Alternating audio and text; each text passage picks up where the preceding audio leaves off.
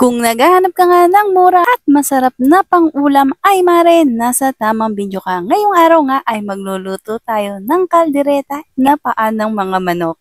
So una nga natin gagawin ay lilinisan natin itong mga paa ng manok and ating pakukuluan para medyo lumambot. Sa isang kawali maglagay ng butter. So butter yung ginamit ko dito para mas masarap, and then gigisa tayo ng sibuyas, bawang.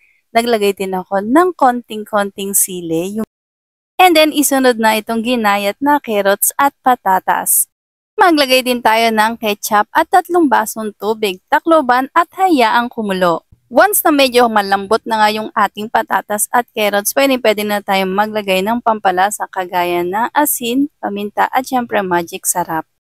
Isunod na din natin itong liver spread at itong tomato paste. Haluin lang ito hanggang sa magganyan yung kalapot, yung kalalabasan, at ilagay na natin yung ating pinakulo ang manok. So yan, sinama ko na rin yung pinakatubig niya para mas maging malasa, and then takloban para maging malapot at mas lalo lumambot yung paa ng mga manok. So yan, lagay lang natin siya sa pinakamahinang apoy. Tapos takloban natin at hayaan lang natin siya hanggang sa maluto na. So ayan guys, luto na ang ating kalderetang paa ng manok. So ayan, sobrang sarap nito. Ako na yung nagsasabi sa inyo, try nyo na. Yan lang guys, thank you for watching!